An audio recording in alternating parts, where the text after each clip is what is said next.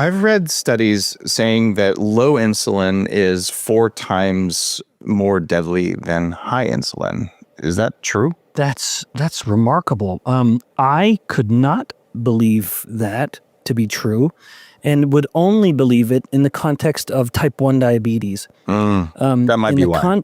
If the population is a type 1 diabetic population, then I would believe that, because it would suggest the person is underdosing to the point of lethality. But in a non-type 1 diabetic, I would absolutely not believe those outcomes. But that's an important point, Dave, because a lot of the confusion that people have with regards to even the insulinogenic effect of macronutrients, like they will say fat causes an insulin release. And yet every single study that has ever shown that was based on a type 1 diabetic population, where because of their chronic hyperglucagon levels, there is this sort of unexpected quirk of eating fat in a person with type 1 diabetes. But in a non-diabetic population, there's 0 studies to show that fat has an effect on insulin.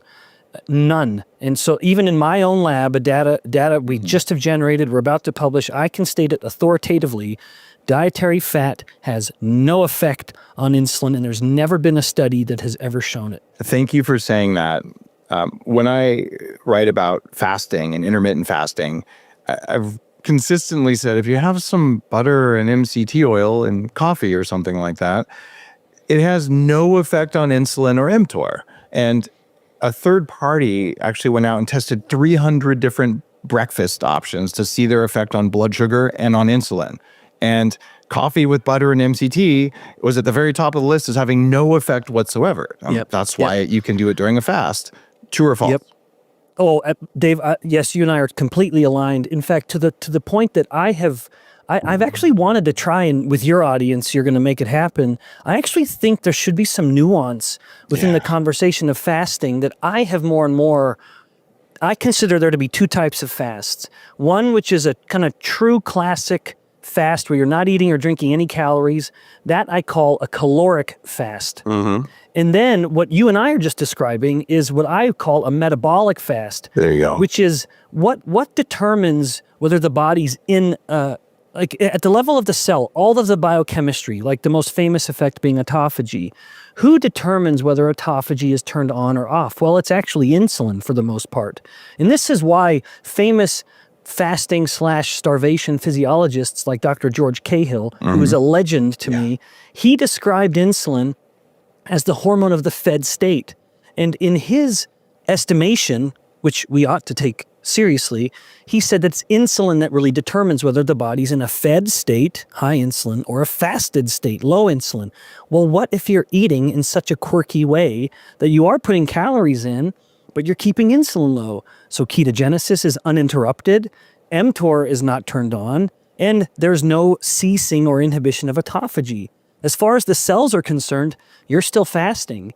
That's a pretty metabolically relevant scenario where I believe more and more, as much as there are people who say we need to be doing protein fasts where you're just eating protein, during the fast, I actually think there's more value in doing fat fasts, to be honest. Now, there's no studies that have compared those two, so I don't mind if people disagree with me. But for all the reasons you and I have just outlined, I actually think a fat fast is superior in its outcomes than any other form of fasting. The 2 types of fasting you're talking about, like a caloric fast or a metabolic fast, I characterize them as there's a spiritual fast where you're okay to be maybe at a lower level of performance and you're going to push yourself and be introspective. And then there's a working fast where it's the middle of the week. I have a job and kids and stuff to do. So a little bit of fat makes the fast completely painless and you get the metabolic benefits, because I couldn't do what I do if I was never, if I was always just fasting on water. I think it'd be miserable. Yeah. Yeah. In fact, because you just invoked spirituality, I will just add a hearty amen. Okay. I completely agree with everything you just said. If you take a little bit of insulin and you put it in a nasal spray and you spray it up your nose, it's a way of treating Alzheimer's. It's also a really potent cognitive enhancer. So why is it when I raise insulin, my brain works better? Yeah. Yeah. So I have to speculate a little bit, Dave, just because I want to And I want everyone listening to know if whenever I mention I'm speculating, it's because I don't know of a specific study that I can rely on to answer. So what I suspect is happening is that with the intranasal administration, you're able to get that insulin absorbed directly through that upper kind of wall of that nasal cavity. So this is insulin that is not getting systemic. Right. In other words, it's not getting into general circulation. You are just kind of shooting it right up to the brain, especially the hypothalamus, which is, right in that lower part, or just above that nasal cavity. And it could be, now I'm theorizing, it could be that as the insulin perfuses directly up through that layer, the epithelium of the nasal cavity and up, it just directly opens the doors and allows a rush of glucose to come in. It would be my speculation. Now, it wouldn't be contributing to the elevated insulin-induced insulin resistance, again, because if I had you on a table and I was measuring your blood insulin levels systemically, like from your arm vein, we wouldn't get any, there would be no change. There's no change in insulin at the level of the entire body. There's no systemic alteration. This was such a modest and such a direct administration.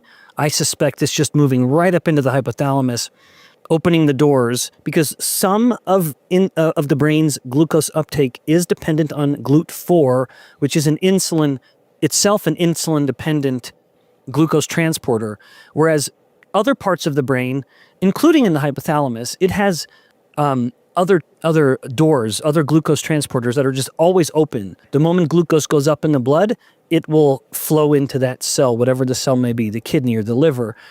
But then parts of the body, including the hypothalamus, will have some of these insulin-dependent doorways where insulin has to come and knock. Now the door opens and glucose comes in. So it could just be that you are just bypassing any systemic circulation and going right to the brain saying, hey, brain, I want you to open those doors and really pull in a bunch of glucose. That makes good sense to me.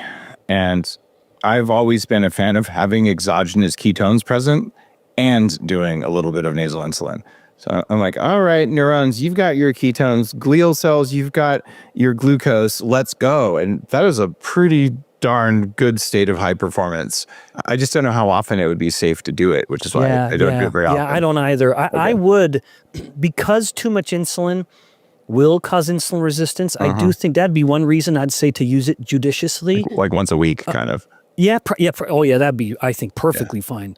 But then second, there's another part of me that just thinks, well, is that epithelium, that layer of the nasal cavity, it's not natural for it to see insulin. Would there be some long-term effect? Am I stimulating too much growth? Am I going to make the epithelium start to get a little thicker? This is, of course, entirely speculative. Oh, yeah. But if it's like on the order of once a week, like you're saying, that's such a modest bolus, such a modest frequency that wouldn't have any of these effects, I'm confident. With regards to symptoms, if you have just been told you have high blood pressure, insulin resistance is the most common cause of what's just called idiopathic or just run-of-the-mill insulin resistant, of run-of-the-mill hypertension. So if you have hypertension, that's definitely a check in favor of you having insulin resistance. High blood pressure, most common manifestation. If you have a family member with type 2 diabetes, you're on that spectrum as well. Very likely, you're much more likely to have insulin resistance. And maybe the final one of the symptoms before mentioning some clinical tests is the skin itself, where there are two distinct skin manifestations that are a direct result of insulin resistance. One is called acanthosis nigricans. Then the other one is skin tags. Right. Skin tags is a little more obvious, where it's just like a teeny little like mushroom stalk. Like it's not a big rounded mole. It's a teeny little bump. People are probably thinking of it correctly right now. You can imagine there's these just almost like a little mushroom of skin. And you tend to get them around the neck. You can also get them around the armpit. Usually anywhere where there's going to be a skin fold or a wrinkling or crinkling of skin, you can see these skin tags. And then the more complicated term I just mentioned, acanthosis nigricans, that's also at those same locations, like around the collar of the neck, where we all have a little bit of a skin fold, and then around armpits and groin, etc. The skin can get a little darker. And now, depending on pigment, of skin pigment, that may be easier or harder to see, the natural pigment of the person. But the skin will also start to have a texture and appearance of like crinkled tissue paper. So if we took a tissue paper, crumpled it up, and then opened it back up, that's kind of how the skin might look. So this darker crinkled skin and skin tags, that is proof positive of insulin resistance. And then just if anyone's wondering, that's also imminently reversible. As the insulin resistance goes away, the skin resolves in that regard. So skin is kind of a window to the metabolic soul in that regard. I have a unique PhD, and you noted this in the introduction. It's very uncommon. There are only, I think, 2 institutions on the planet that grant a dissertation, a PhD in bioenergetics. Bioenergetics is a particular niche of research that combines the metabolism, biochemistry, and physiology, but with a heavy focus on thermodynamics and the relevance of thermodynamics in living systems, because lest anyone has forgotten, thermodynamics was originally posited as a view to make the better steam engine, that it is in the realm of physics, and it is an odd or it's an awkward fit to try to fit principles of physics in principles of biology. I actually think that I'll make this kind of a bold claim. I consider the introduction of calories into biology as part of what got us where we got it wrong. It so thoroughly distracted us from I think what matters most, that it actually brought us to where we are. I think the whole war on fat, in part, was born because of this improper introduction or invocation of thermodynamics. So now, having said all that, calories matter, and those carbons need to be accounted for in some way. But a cell, like especially a fat cell, it needs to know when it's time to eat and when it's time to break down. And the fat cell wants to be, and everyone, pardon me if it sounds like I'm being silly. I am, after all, a professor who teaches 18-year-olds, so I have to sometimes be a little juvenile in my description of things. But the fat cell needs to know that it's playing nicely in the entire neighborhood of the body. That it needs to know, okay, what are the demands of the brain right now? What are the demands of the muscle? There's no direct nerve that's connecting them. It's hormones that generally will tell the overall orchestra when it's the woodwinds section to play, when it's the brass section, or when is it time for the muscle to be needing energy. But you don't want muscle to be exercising and pulling in energy to break it down. At the same time, fat is taking in energy to store. The body, in its overall balance of metabolism, wants to balance out the 2 parts of what is metabolism, anabolic versus catabolic. Insulin is the hormone that sends that signal. So this is my really long-winded way of just saying, I have right now down the hallway in my lab fat cells growing in petri dishes, like literally right now. I'm not even being hyperbolic here. Those fat cells, when we first plate them and they're sticking to the cell, to the bottom of the dish, they are in a bath of tons of calories, tons of fat and tons of glucose, everything a fat cell wants in order to grow. But it stays small until we do one single thing, which is add insulin into the culture. The moment insulin comes into that little culture media, we call it, or that bath, now the fat cells would say, if they were part of the greater whole, it's time for me to eat. This is my signal that it's time to store energy rather than break it down. And now if we look at those fat cells just 4 to 6 hours later, they're actually thicker, chubbier. If we look at them 6 hours later, still they're bigger again. So all of this is just to say that there must be a stimulus that tells the fat cell to grow, which is elevated insulin, and then there must be sufficient calories to fuel that growth. You cannot have one without the other. And just to really put a fine point on that, if a person had high insulin and low calories, they will die because they would become hypoglycemic and there would be no ketones being produced because the high insulin would be inhibiting ketogenesis. And then the brain would have been deprived of its 2 fuels and the body would shut off. The brain would shut off. Now, in contrast, if insulin's low and calories are really high, what happens then? Now the person is burning up almost. They burn to death, where their metabolic rate and their ketogenesis is unstoppable because there's nothing to tell the body to stop burning energy. And so they die from ketoacidosis and hyperglycemia. But this is a scenario which is so real and it works, where you can eat as much as you want, that people with type 1 diabetes, some of them have learned and are so tempted that they can deliberately underdose their insulin level and be into a state of ketoacidosis and massive hyperglycemia and feel miserable and wretched, and yet they will be as thin as they want. Just everyone imagine the temptation. You know, they don't have to vomit up their food. They don't have to starve themselves through traditional anorexia. They can eat everything they want.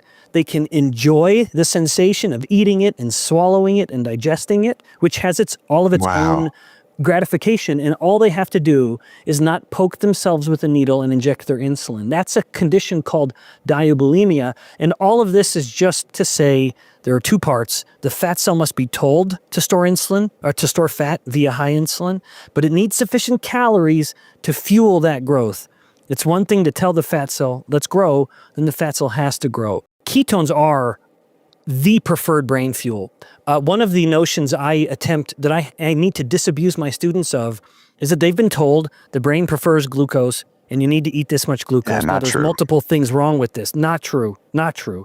But to really establish the relevance of that, I showed them research from Dr. Cahill where you can take someone with a glucose level of, I'll use the same kind of units here, let's say 5 millimolar, which would be kind of 80s milligrams per deciliter.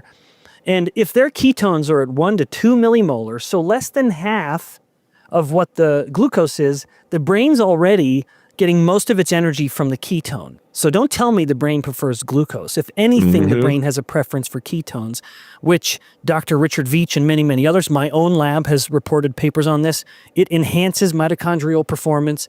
For every unit of oxygen that the mitochondria are consuming, when they're fueled with ketones, they're producing more ATP. Yes. So what we described that in my publication is that the ketones were resulting in a tighter state of mitochondrial coupling, which is how much energy am I breaking down in order to produce this energetic molecule ATP, and it was better. Now, in your case of what you're trying to do now, one of the reasons I point the finger at carbs is because of what it does to insulin. And so in your situation, you are either now so exceptionally glucose tolerant that even though you're eating hundreds of grams of carbs, if we were to you're clearing it so quickly that it's never resulting in substantial insulin spikes, or, well, I get that's it. You're just that insulin sensitive and glucose tolerant. The HbA1c went up in a way that I don't like. So I'm on low carbs now. Yeah, but are you still in ketosis pretty often? Have you been measuring your ketones during this? Not with the finger stick, but I just use exogenous ketones several times a week. So I know there's ketones present of a meaningful portion of the time. Well, I would be curious if you, like in a morning, so one day, like on a today you ate 400 grams of carb, but tomorrow morning, if you measured your ketones, if you are in ketosis, then your insulin's not really going up that high. Interesting. Not only, the other point I meant to make is that it's a combination of you're super insulin sensitive and you're just maybe so physically active. I have known really active individuals who eat hundreds of grams of carbs and they're still in ketosis the next day. Because they're just burning so much of the glucose. And the magic of the working muscle is that it can pull in that glucose without the need for an insulin spike. As I mentioned earlier, insulin wants to store energy, which is antithetical to exercise, which wants to break down energy. It wants to break down what's been stored. And so exercise quickly lowers insulin due to the sympathetic stimulation. Basically, the body starts moving, and then the brain starts to tell the pancreas, hey, you got to shut down insulin production, and it does so very quickly. And so all of this can combine that if a person's already insulin sensitive, which you certainly are, combined with high levels of physical activity, if you aren't getting elevated insulin for pronounced periods of time, it doesn't matter if you're eating those calories, you're not going to store it as fat. Even if my blood sugar goes up, but my insulin isn't going up, you're saying? Yeah, well, it could. That's exactly right. Yeah, so Glucose is not a perfect surrogate for insulin, as much as we wish it were. Yeah, it is important because while we can measure glucose so readily, we are years away from having a continuous insulin monitor, and they're not the same. Like, for example, if Dave were to take 100 grams of carbohydrate and then immediately go exercise, we would see that spike. Depending on how intense the exercise is, it may even stay high for a while, but no insulin was required during that exercise. As it starts to come down, it's not because insulin went up, it's because the muscles are pulling it in on its own. Because again, when the muscle contracts, it has an insulin-independent way of opening its doors. You'd mentioned mTOR earlier, and I know you're familiar with mTOR's opposite, which is AMPK. When you start to contract and relax the muscle, it's flooding the muscle cells with calcium. Calcium, as it goes up, will activate an enzyme called calcium calmodulase kinase, or CAM kinase. So a calcium-activated enzyme. CAM kinase will then activate AMPK. AMPK will then activate AS160, which activates GLUT4. And now we've opened the glucose doors, and we've been able to pull in that hungry muscle. Basically says to insulin, hey, I'm too busy to wait for you to tell me what to eat. I'm just going to eat this because it's here and I'm going to pull it in. As much as I appreciate thermodynamics, but the problem is we don't eat heat. I mean, a calorie is a unit of heat. We don't eat heat. Like, if we eat a warm Snickers bar, does that have more calories than a cold Snickers bar? You know, because if it's just pure calories, and it is, then drinking a hot coffee, or that's not a good example. But it's not calories that matter. In an ideal world, if we really wanted to have a food label that gave an idea of how fattening this food will be, which is what the calories are trying to do. The whole reason we have calories is this idea that, hey, you need to control your body fat, so look at these calories and count them all.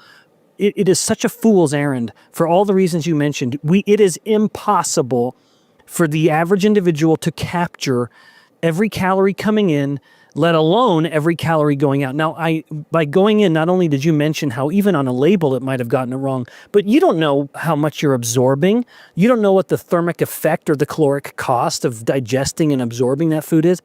And again, it's not units of heat that you're getting.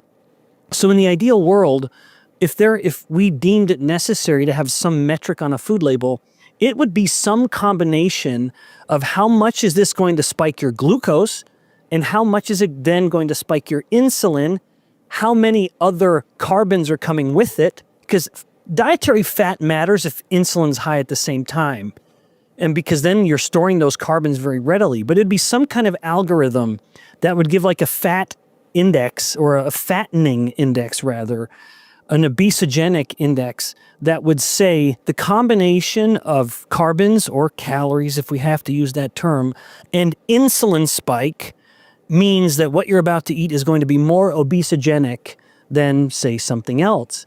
That would be more of an ideal scenario because, again, it's not units of heat. Calories don't really work in that sense. But one other comment on this that I thought while you were explaining the scenario earlier, when insulin comes down, as I've mentioned now a couple times, it is so antithetical to the body storing energy that someone will say, well, where does that energy go?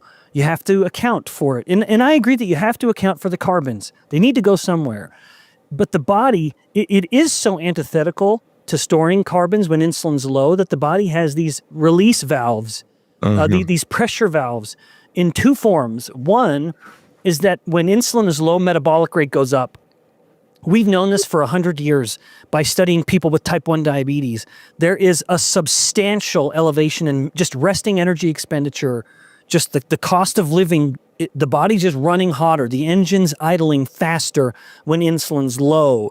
My lab published a report finding that part of it is because of the effect of ketones. We found that when a person was in ketosis, and we did human fat biopsies, that their metabolic rate from their fat tissue was 3 times higher than when they weren't in ketosis. So there is just this increase of metabolic rate in fat tissue itself.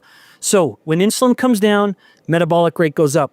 That's one part of it. The second part of it is that's the wasting in the form of heat, what I just described. Then it's wasting in the form of ketones. Everyone remember, ketones have a caloric value that is almost the same as glucose. And when you're in ketosis, you are breathing out ketones, which is to say you're breathing out calories. Oh, wow. And you're urinating out calories because you have ketones that are getting excreted in your urine. And remember, ketones have a caloric value, or in other words, carbons that could be used. That's But amazing. we're wasting them. How did I not know that? I never thought of it. So that's one of the benefits of intermittent fasting or being on a ketosis kind of diet. You'll breathe out calories and you'll pee out calories. Yeah, I mean, so How did I miss that? the collective effect of Yes. all of this could be as high as 500 to 600 calories. Holy crap. I mean, that's a lot of stair stepping. That's a lot of exercise to try to get. I mean, anyone, next time you're working out, see how long it takes you to get to 500 or 600 calories burned, as can't. opposed to just being in a, no, it's so long. It's so hard. Just being in a ketogenic state, you're doing it without even thinking about it. This is why you and I are able to say, don't count calories. If you're hungry, like to the average person who wants to lose weight, the traditional view is cut your calories. But if you're not addressing your insulin, that's just going to promote hunger. Hunger always wins. Before you know it, you'll be right back where you were. So let your first step on your weight loss journey be, I'm going to lower my insulin. Calories will take care of themselves. Just control carbs, eat good protein and good fat. And when you're hungry, eat. If you're not hungry, don't eat. And with this plan in mind, insulin will come down. Again, calories will take care of themselves. Are people going to lose muscle mass if they go into ketosis and they lower insulin? Oh, it's a great question. I'm happy to answer it because I can rely on some good research. Two thoughts come to mind. One was the Scottish man, I think, who fasted for 384 days Right. and then worked from my own lab. So let me start with the Scottish guy. This is a documented case report where he literally fasted for more than a year. And Dave, something I actually thought about earlier when you were describing kind of your own feeling and then the cortisol, it's for people to understand the difference between a fast and starvation. Yes. The difference between those two is fat tissue. If you have fat tissue to burn, that means you're making ketones, which means you're feeding the brain everything it could ever want. As you start to run out of fat, now you run out of ketones. Now the brain has to rely on glucose. And what's the main source of glucose? It's going to be amino acids in that state, not in the normal state. In the normal state, it's most of the source of glucose is coming from lactate, by the way. But with long-term fasting to the point of I've run out of fat tissue, now the body starts breaking down muscle to get those amino acids to convert those into glucose, and cortisol helps it happen. Now, in this guy, he had so much fat because he was morbidly obese, he didn't lose muscle. He maintained his muscle mass throughout this entire fast. Now, in my lab, we published a report finding, in fact, it was right after we did the fat cell study, where we looked at how fat cells respond to ketones by increasing the metabolic rate, and there's a lot of wasting of energy.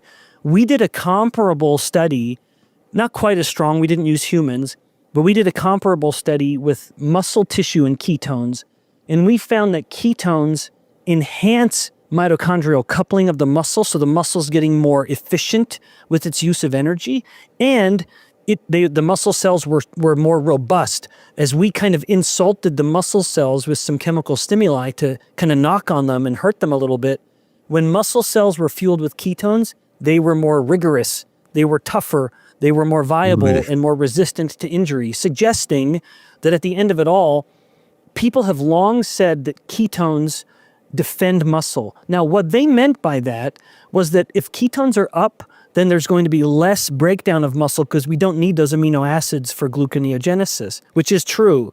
But my lab added evidence to this, which is to say that ketones really are defending the muscle, because when muscles are fueled with ketones, they're literally tougher. They're harder to kill. When I stayed in ketosis for long periods of time, that I would develop insulin resistance. This seems like a common occurrence. So that's one of the reasons I recommend cycling. So talk about insulin resistance and people in ketosis for long periods. Oh, I'm so glad I have a chance to bring this up. Yeah. So Dave, you'll not be upset for me to say that's not insulin resistance. Oh, cool. What people are describing in that case of a ketogenic diet causing insulin resistance, it's not insulin resistance. Insulin is working exceptionally well.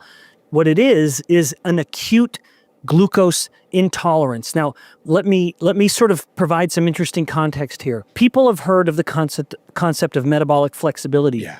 which is this idea that when you eat a mixed macronutrient meal with carbs, you go to glucose burning mode, and you can detect this. And then when you enter a fasted state about 5 to 6 hours later, because insulin's come down, you go to a fat burning state. So the body shifts between sugar burning and fat burning.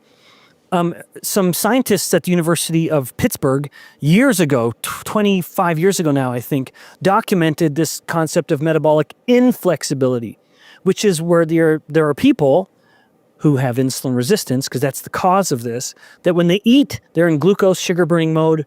When they're fasting, they're still in glucose and sugar burning mode because their insulin is still elevated, which is insulin resistance. So they're stuck in sugar burning mode. Now, in the long-term adherence to a ketogenic diet, I like to say you kind of have an inverse metabolic flexibility scenario where it's almost like the body is stuck in fat burning. Now, it's not. What has actually happened is if you've been in a ketogenic diet, actually it doesn't even take long. Even if a person fasts for 24 hours, what I'm about to describe happens to them as well. So if someone goes and takes an oral glucose tolerance test, they go drink a bunch of glucose, you measure a glucose curve and you see it come up and down, and say about 2 hours, it's back down to about 100 milligrams per deciliter. That's a good response. Now, if this person were to then adopt even fast for 24 hours, let alone be in a ketogenic diet, if they take that same oral glucose tolerance test, now you would say, wow, my glucose went higher and it took even longer to come down. It didn't come down until 3 hours or 3.5 hours. The temptation is to say, I'm insulin resistant now. Because if you were looking at a person with type 2 diabetes, that is what's happened. But that's not what's happened in this person who maybe just fasted a little too long or is on a ketogenic diet. In that case, it's because of a lack of preformed insulin in their beta cells. So basically, when we eat carbs, the insulin, the beta cells want to be ready. And they literally have a bunch of pre-packaged insulin in the beta cells stored like on the shelves behind me, ready to go. Here I am in my beta cell office. Insulin, glucose comes up, I get a knock on the door. I know, okay, I got to address the glucose. I'm going to start shipping out all of this insulin I have made right now, which is called the first phase insulin release. But I am constantly monitoring the glucose. I know this isn't going to be enough. And so at the same time I've been shipping out my preformed insulin, I've started making more insulin. That's the second phase insulin release. When a person has fasted too long, 24 hours or so, that's not too long, but prior to an oral glucose tolerance test, it is, or they're on a ketogenic diet, the beta cells are so efficient, and I'm sympathetic to this because I hate clutter, that the beta cells basically start to say, hey, I got all this stuff on my shelves here and I'm not using it. I'm just going to get rid of it. And so it literally breaks the insulin down to its base amino acids and then just recycles them and does anything it wants with them. Wow. But it starts to think, I don't need all this insulin. And then all of a sudden, hold on, red alert, we need glucose has just flooded the system. Oh, crud, the beta cell says. Well, I don't have all the insulin made, so there goes that first phase insulin response that I'd normally have, but I still have the ability to make a bunch of insulin. It's just going to take me a little longer, so body, pardon me, beta cell, for being too efficient, it's going to take us a little longer to clear that glucose. But, says the beta cell, to finish off this weird story, if you do this again within a 20-hour period or so, I'm going to keep this insulin here just in case we do it again. So, my long-winded way of saying, it's that there is become an acute glucose intolerance because of a very temporary reduction in insulin on hand, preformed. And so if a person is on a ketogenic diet or they're going in for an oral glucose tolerance test and they think that they're going to crush it by fasting for 24 hours, you've actually set the stage to get a false positive, or you're going to fail that glucose tolerance test or get a worse score because you haven't eaten carbs recently. So eat some carbs 8 hours or so before you go take the test. And it doesn't have to be sugar, just eat some starches.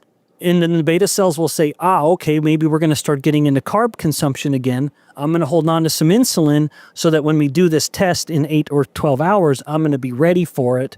And then you'll pass it with flying colors, because a ketogenic diet will improve insulin sensitivity exceptionally well. Remember, Dave, Wow. that everyone remember, the way I described insulin resistance earlier applies every time we invoke the term insulin resistance, which is insulin will be high. If insulin is low, it is impossible for the body to have insulin resistance. So this scenario isn't reflective of insulin resistance, but just rather a temporary state of glucose intolerance, because the body's kind of been saying, well, I'm not sugar burning, I'm fat burning. Oh, hold on, wait, you want me to go back to sugar burning? All right, well, I wasn't quite prepared, so pardon me while I just sort of make some adjustments, and I'll be better prepared next time. Measuring insulin in the morning is probably one of the worst times, and that's why I kind of described that there's that bit of that gray area, that kind of orange light range or yellow light range, where insulin might be a problem or it might not be, and I actually kind of bake that into the formula because of the morning volatility. That when we're waking up in the morning, we will have higher cortisol levels naturally, which starts to just mobilize the glucose to get ready for the brain to come back online, if you will, as the body starts to wake back up and get alert. But also insulin can start to climb in response to that glucose climb. And so morning is one of the worst times, but it's the most convenient because we're fasting overnight. We need a fasted state. If in an ideal world, we wouldn't measure fasted blood levels until, late morning or early afternoon to let that pass. Can you adjust for that? Like, let's say you do your insulin test in the morning, and should you just subtract a point off of the morning score to get a more accurate score? I don't know. That's a really, really good question that's never been explored. This is. Yeah, you'd want to, you'd want to do is take that same person, measure their morning and then measure their afternoon consistently across a group of people, and then find out that, okay, here was morning, giving us a little bit of that false positive range or a false concern. Here was afternoon. So if we make this kind of algorithmic adjustment, it allows us to get the morning, which is the easiest time to do it. Everyone wants to do their fasted tests in the morning so they can end their fast. I get it. But yeah, it would be nice to be able to kind of have an adjustment on hand to say, okay, well, actually, it came in at 15 microunits per mil, but based on what we see across the population, if we were to measure this 4 hours later, it would have come back down to 7. Okay, so you're actually doing great. Are there other non-dietary things we can do? The biohacks like red light therapy, pulsed electromagnetics, cold plunges. What do those do? Yeah, so the only one I can speak to with some authority is cold plunge. Okay. Although I think everything you've just mentioned does help, including just sauna. It's the interesting quirk of just temperature extremes. With cold immersion, the results are really remarkable across the board. And I am an unapologetic advocate of cold immersion. But there's something to be said there are two mechanisms that cold therapy will engage. One, which is shivering-induced thermogenesis. And then it's mitochondrial uncoupling. Yes. And the brown fat being the most famous example of that. But with the shivering, of course, the whole body contraction of the muscles, that's really, you are exercising. You are contracting and relaxing muscles in order to generate heat. Well, that heat has to come from burning something, and a lot of that something's going to be glucose. Now, at the same time you're shivering, you're also sending a signal to mitochondria, particularly in fat tissue, that, hey, mitochondria in fat tissue, I need you to become less efficient, which is to say, I need you to burn energy to create heat, because heat is a waste product. But when the body gets cold, it actually gets a little, wasteful. It starts to want to burn energy just to create more heat. And so you have this uncoupling where the mitochondria, it's basically like you're revving the engine in your car, but you're keeping your foot on the clutch at the same time. And so you're getting a high RPMs, but you're not getting any speed. You're not moving. So you've uncoupled the burning of the fuel in the engine with the movement of the car.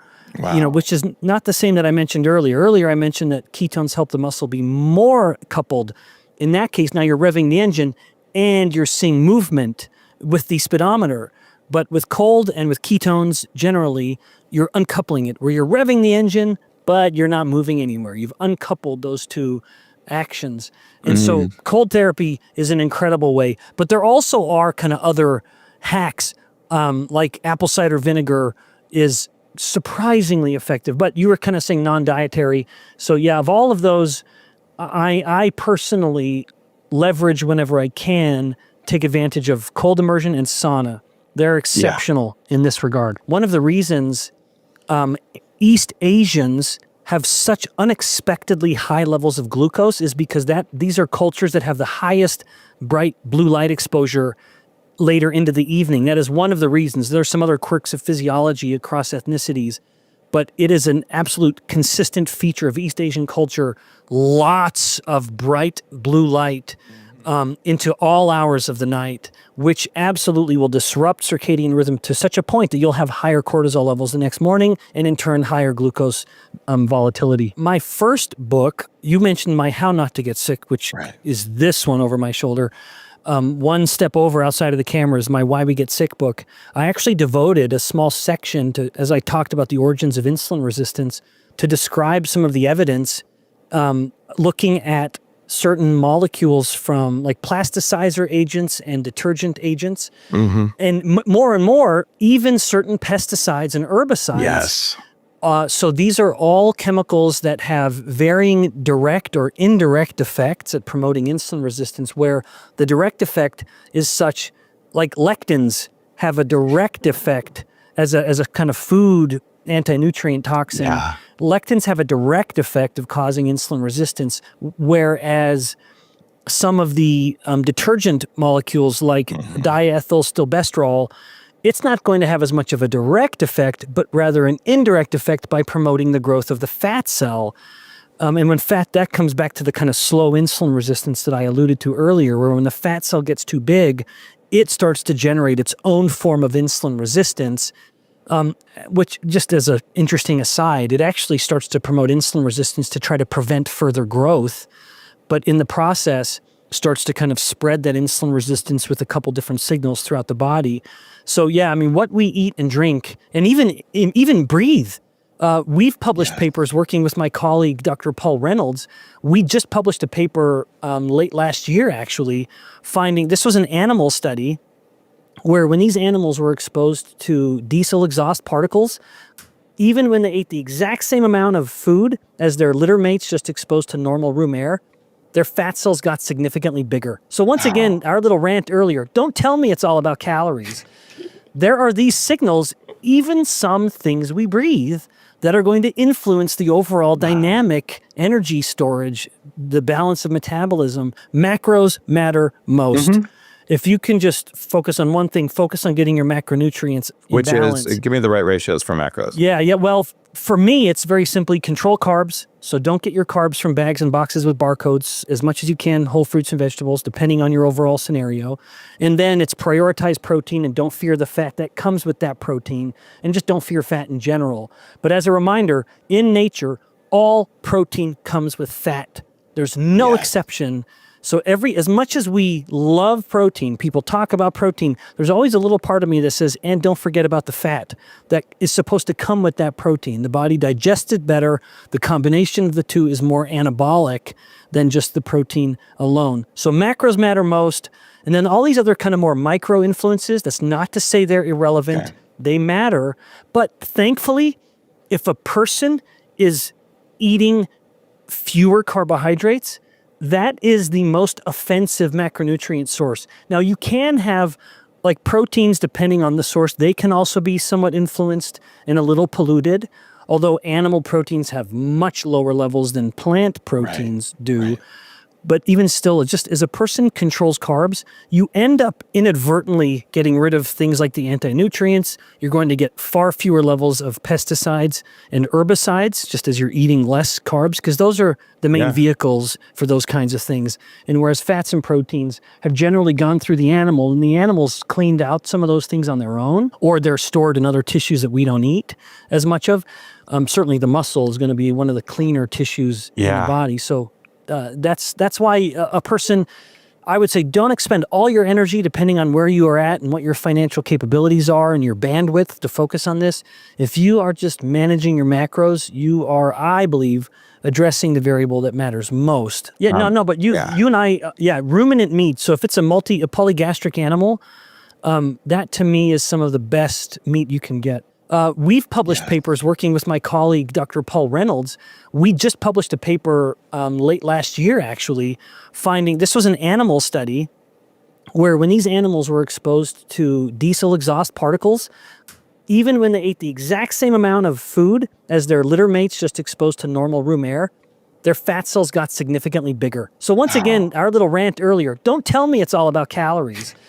There are these signals, even some things we breathe, that are going to influence the overall dynamic energy storage, the balance of metabolism. Macros matter most.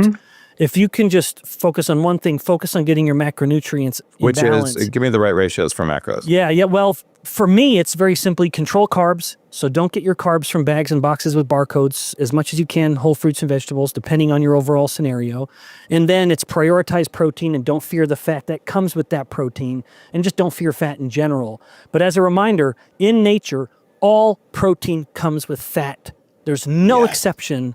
So as much as we love protein, people talk about protein, there's always a little part of me that says, and don't forget about the fat that is supposed to come with that protein. The body digests it better. The combination of the two is more anabolic than just the protein alone. So macros matter most. And then all these other kind of more micro influences, that's not to say they're irrelevant. Okay. They matter. But thankfully, if a person is eating fewer carbohydrates, that is the most offensive macronutrient source. Now, you can have, like proteins, depending on the source, they can also be somewhat influenced and a little polluted, although animal proteins have much lower levels than plant proteins do. Right. But even still, just as a person controls carbs, you end up inadvertently getting rid of things like the anti-nutrients. You're going to get far fewer levels of pesticides and herbicides just as you're eating less carbs, because those are the main vehicles for those kinds of things. And whereas fats and proteins have generally gone through the animal, and the animal's cleaned out some of those things on their own, or they're stored in other tissues that we don't eat as much of. Certainly the muscle is going to be one of the cleaner tissues in the body. So that's why a person, I would say, don't expend all your energy depending on where you are at and what your financial capabilities are and your bandwidth to focus on this. If you are just managing your macros, you are, I believe, addressing the variable that matters most. But you and I, ruminant meat. So if it's a polygastric animal, that to me is some of the best meat you can get. If I'm actually talking about like liver fibrosis, seed oils are actually probably more problematic. Cancer and damaged mitochondria that feeds cancer cells, seed oils are probably more problematic. So as much as it seems like I'm disrespecting the seed oil view, I actually am not. I'm just trying to kind of stay in my own lane where I really am kind of more of an expert. The connection between seed oils and insulin resistance, I do not believe that it's a direct effect. Wow, okay. For example, you can incubate cells with linoleic acid, and they will not become insulin resistant. That's a pretty good piece of evidence. Yeah, it is. And I want someone to hear, because I've literally done that. I've incubated cells with all kinds of stimuli, and then it's a simple set of experiments. Now I'm going to incubate with some insulin for 10 minutes. I'm going to harvest those cells, and now I'm going to look at the signaling, the protein phosphorylation states across a handful of proteins that will tell me, okay, how well did insulin work? So with a high degree of authority, I can tell you linoleic acid does not cause direct insulin resistance. What if it's fried for 2 weeks and then you do it? Okay, so now we're not even putting on linoleic acid. So this is a really good point. Yeah. If you start to just put on like the peroxides of this, that starts to change things where it is. But just so people appreciate how difficult it is to work with these molecules, they are so reactive that they just become toxic, cytotoxic, where the cells just start to die. And so you can't really even, to try to find the right dose is actually problematic. So the highest expression of insulin resistance is death. Yeah, well, yeah, that's right. Yeah, I mean, so what if you're insulin resistant if you're killing all your cells? So that's a really, really good point. Okay. That as much as I've just been talking about linoleic acid, the conversation really ought to be looking at the peroxides. Right.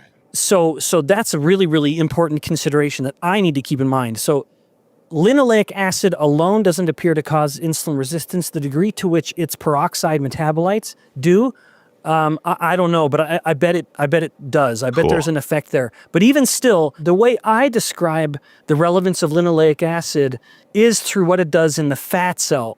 So it takes me back to the fat cell, because linoleic acid's unique that you can track it. If you eat more of it, you store more of it. and this has been shown in fat tissue from humans. When linoleic acid gets converted to these more reactive molecules like 4-HNE in a fat cell, it forces the fat cell to grow through hypertrophy rather than proliferating through hyperplasia. And the difference there is that if you have more fat cells but they're small, then you're insulin sensitive from the level of the fat tissue, at least, because small fat cells are insulin sensitive and happy fat cells. They're very anti-inflammatory as well. Linoleic acid converted to 4-HNE, one of the more common reactive metabolites, tells the fat cell, hey, there's no proliferation happening here. You're just growing through hypertrophy. The hypertrophic fat cell is an insulin-resistant and pro-inflammatory fat cell. So when I talk about linoleic acid or seed oils, with some caution, I don't like to say that they're a direct cause of insulin resistance like other ones are. Insulin is a direct cause. Inflammatory proteins are a direct cause. Like in that same cell culture, I can put on cytokines and they're insulin resistant in minutes. Stress hormones, I can incubate those cells with cortisol or epinephrine, they'll become insulin resistant. But if I do it with linoleic acid, like I said, it's not quite the same effect. But with all of the myriad metabolites that can be generated, it is very possible that some of those could have a direct effect. I believe the vast majority of the linoleic acid seed oils that people are getting are coming from bags and boxes with barcodes. So if you're just controlling carbs and eating less of that, the good news is your seed oil's essentially gone to zero.